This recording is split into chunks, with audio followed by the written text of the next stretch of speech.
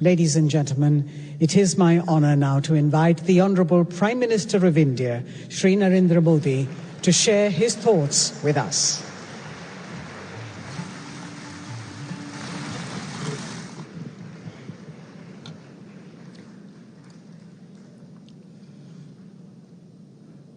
WHO के director general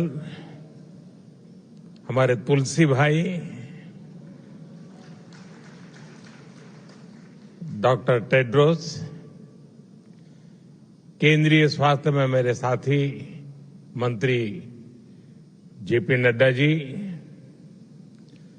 Ayush राज्य मंत्री प्रतापराव जाधव जी, इस आयोजन से जुड़े अन्य देशों के सभी मंत्रीगण, विभिन्न देशों के राजदूत, सभी सम्मानित प्रतिनिधि, ट्रेडिशनल मेडिसिन क्षेत्र में काम करने वाले सभी महानुभाव, देवी और सज्जनों, आज दूसरी WHO global summit on traditional medicine का समापन दिन है।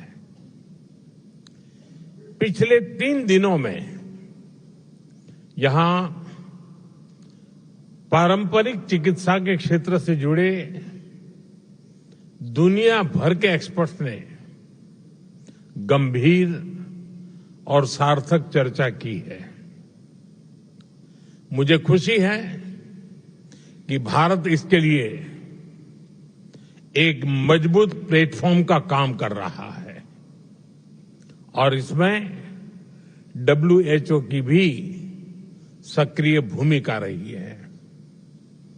मैं इस सफल आयोजन के लिए WHO का, भारत सरकार के आयुष मंत्रालय का और यहां उपस्थित सभी प्रतिभागियों का हृदय से आभार व्यक्त करता हूं। साथियों, ये हमारा सौभाग्य है और भारत के लिए गौरव की बात है कि WHO global centre for traditional medicine Bharat के जामनगर में स्थापित हुआ है। 2022 में ट्रेडिशनल मेडिसिन की पहली समिट में विश्व ने बड़े भरोसे के साथ हमें ये दायित्व सौंपा था। हम सभी के लिए खुशी की बात है कि इस ग्लोबल सेंटर का यश और प्रभाव लोकली से लेकर के ग्लोबली एक्सपेंड कर रहा है। इस समिट की सफलता इसका सबसे बड़ा उदाहरण है। इस समिट में ट्रेडिशनल नॉलेज और मॉडर्न प्रैक्टिसेस का कॉन्फ्लुएंस हो रहा है। यहां कई नए इनिशिएटिव भी शुरू हुए हैं जो मेडिकल साइंस और होलिस्टिक हेल्थ के फ्यूचर को ट्रांसफॉर्म कर सकते हैं। समिट में विभिन्न देशों के स्वास्थ्य मंत्रियों और प्रतिनिधियों के लिए बीच विस्तार से संवाद भी हुआ है। इस संवाद ने जॉइंट रिसर्च को बढ़ावा देने, नियमों को सरल बनाने और ट्रेनिंग और नॉलेज शेयरिंग के लिए नए रास्ते खोले हैं। ये सहयोग आगे चलकर ट्रेडिशनल मेडिसिन को अधिक सुरक्षित, अधिक भरोसेमंद बनाने में महत्वपूर्ण भूमिका निभाएगा। साथियों, इस समिट में कई अहम विषयों पर सहमति बनना हमारी मजबूत साझेदारी का प्रतिबिंब है। रिसर्च को मजबूत करना, ट्रेडिशनल मेडिसिन के क्षेत्र में डिजिटल टेक्नोलॉजी का उपयोग बढ़ाना, ऐसे रेगुलेटरी फ्रेमवर्क तैयार करना जिन पर पूरी दुनिया भरोसा कर सके, ऐसे मुद्दे ट्रेडिशनल मेडिसिन को बहुत सशक्त करेंगे। यहां आयोजित एक्सपो में डिजिटल हेल्थ टेक्नोलॉजी, एआई आधारित टूल्स, रिसर्च इनोवेशन और आधुनिक वेलनेस इंफ्रास्ट्रक्चर, इन सब के जरिए हमें ट्रेडिशन और टेक्नोलॉजी का एक नया कोलैबोरेशन भी देखने को मिला है। जब ये साथ आती है तो ग्लोबल हेल्थ को अधिक प्रभावी बनाने की क्षमता और बढ़ जाती है। इसलिए इस समिट की सफलता ग्लोबल दृष्टि से बहुत ही अहम है। साथियों, पारंपरिक चिकित्सा प्रणाली का एक अहम हिस्सा योग भी है। योग ने पूरी दुनिया को स्वास्थ्य, संतुलन और सामंजस्य का रास्ता दिखाया है। भारत के प्रयासों और 175 से ज्यादा देशों के सहयोग से संयुक्त राष्ट्र द्वारा 21 जून को योग दिवस घोषित किया गया था। बीते वर्षों में हमने योग को दुनिया के कोने कोने तक पहुंचते देखा है। मैं योग के प्रचार और विकास में महत्वपूर्ण योगदान देने वाले हर व्यक्ति की सराहना करता हूं। आज ऐसे कुछ चुनिंदा महानुभावों को पीएम पुरस्कार दिया गया है। प्रतिष्ठित जूरी सदस्यों ने एक गहन चयन प्रक्रिया के माध्यम से इन पुरस्कार विजेताओं का चयन किया है। ये सभी विजेता योग के प्रति समर्पण, अनुशासन और आजीवन प्रतिबद्धता के प्रतीक है। उनका जीवन हर किसी के लिए प्रेरणा है। मैं सभी सम्मानित विजेताओं को हार्दिक बधाई देता हूं, अपनी शुभकामनाएं देता हूं। साथियों, मुझे ये जानकर भी अच्छा लगा कि इस समिट के आउटकम को स्थायी रूप देने के लिए एक महत्वपूर्ण कदम उठाए गए हैं। ट्रेडिशनल मेडिसिन ग्लोबल लाइब्रेरी के रूप में एक ऐसा ग्लोबल प्लेटफॉर्म शुरू किया गया है जो ट्रेडिशनल मेडिसिन से जुड़े वैज्ञानिक डेटा और पॉलिसी डॉक्यूमेंट्स को एक जगह सुरक्षित करेगा। इससे उपयोगी जानकारी हर देश तक समान रूप से पहुंचने का रास्ता आसान होगा।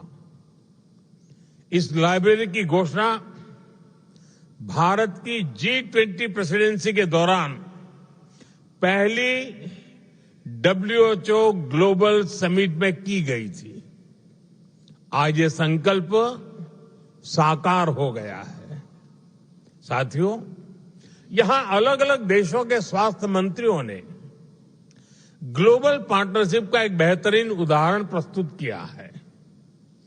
एक साझेदार के रूप में आपने स्टैंडर्ड्स, सेफ्टी, इन्वेस्टमेंट जैसे मुद्दों पर चर्चा की है। इस संवाद से जो दिल्ली डिक्लेरेशन इसका रास्ता बना है, वो आने वाले वर्षों के लिए एक साझा रोड मैप की तरह काम करेगा। मैं इस जॉइंट एफर्ट के लिए विभिन्न देशों के माननीय मंत्रियों की सराहना करता हूं। उनके सहयोग के लिए मैं आभार जताता हूं।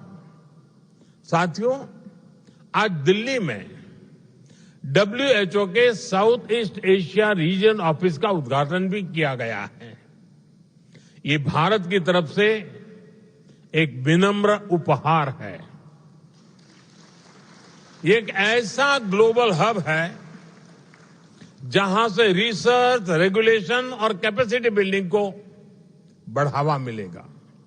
साथियों, भारत दुनिया भर में पार्टनरशिप ऑफ हीलिंग पर भी जोर दे रहा है। मैं आपके साथ दो महत्वपूर्ण सहयोग साझा करना चाहता हूं। पहला, हम बिम्स्टेक देशों यानी दक्षिण और दक्षिण पूर्व एशिया में हमारे पड़ोसी देशों के लिए एक सेंटर ऑफ एक्सीलेंस स्थापित कर रहे हैं। दूसरा, हमने जापान के साथ एक कोलैबोरेशन शुरू किया है।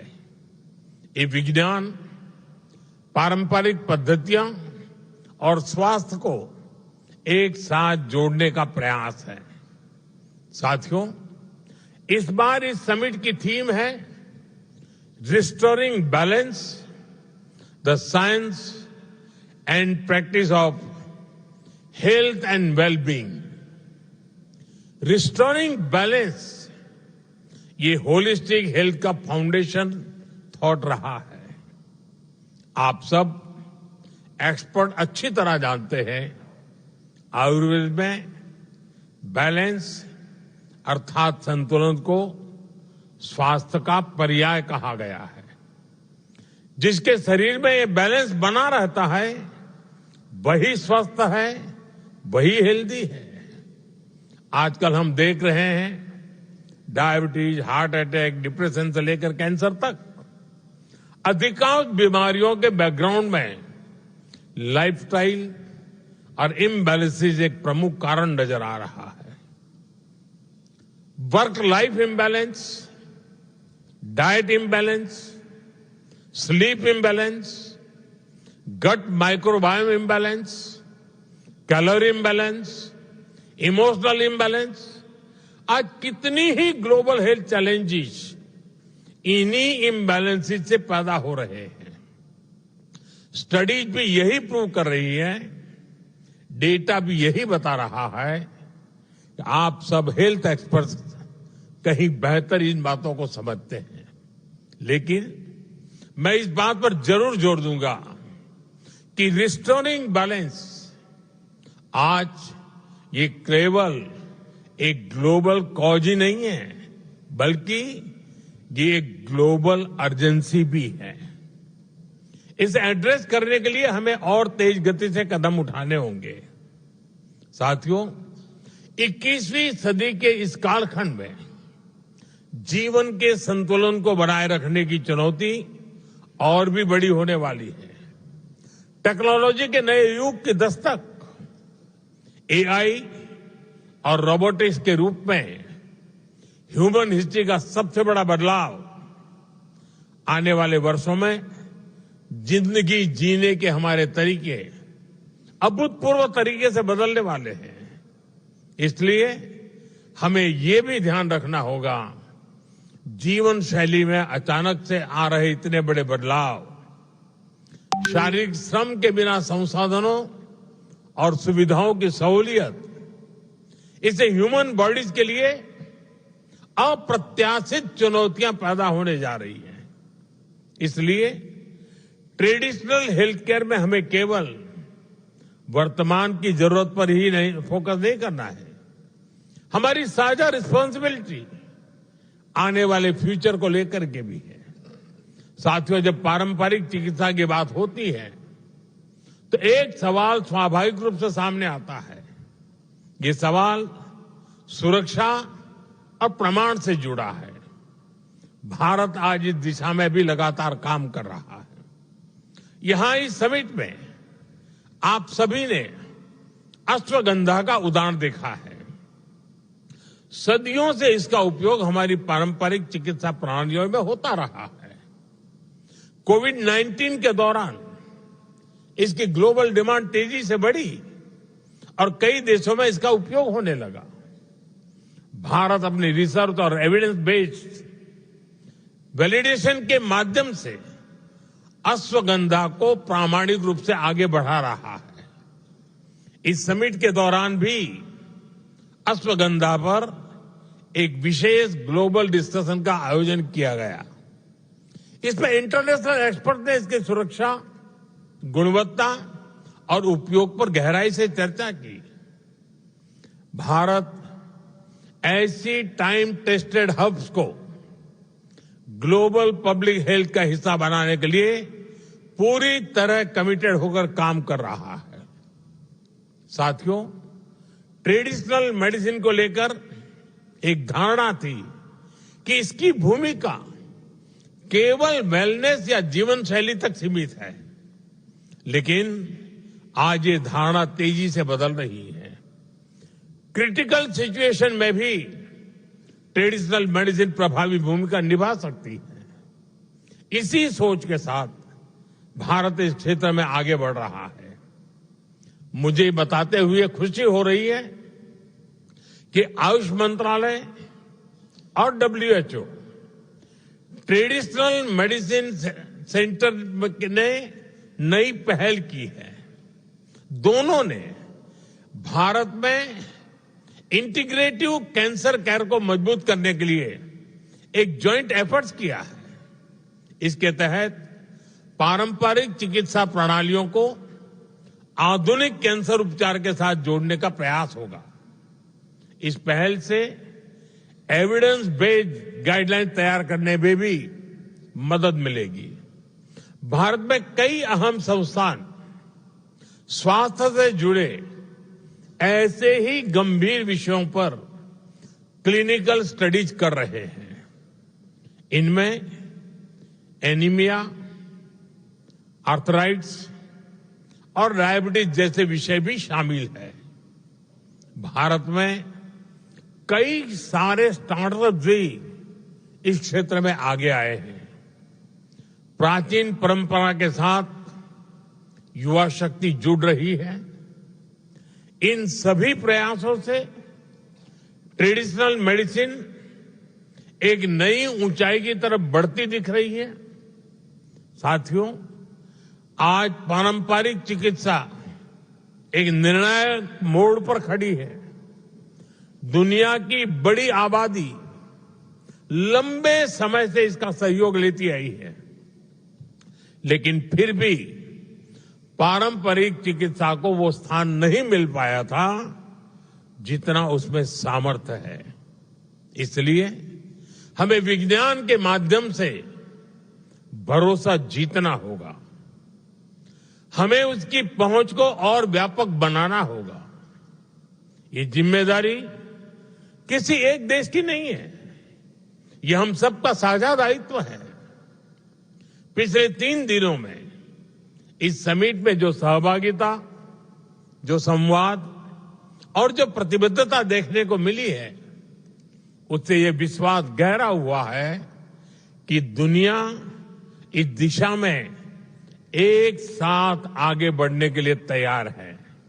आइए हम संकल्प लें कि पारंपरिक चिकित्सा को विश्वास, सम्मान और जिम्मेदारी के साथ मिलकर के आगे बढ़ाएंगे। एक बार फिर आप सभी को इस समिट की मैं बहुत बहुत बधाई देता हूं। बहुत बहुत धन्यवाद।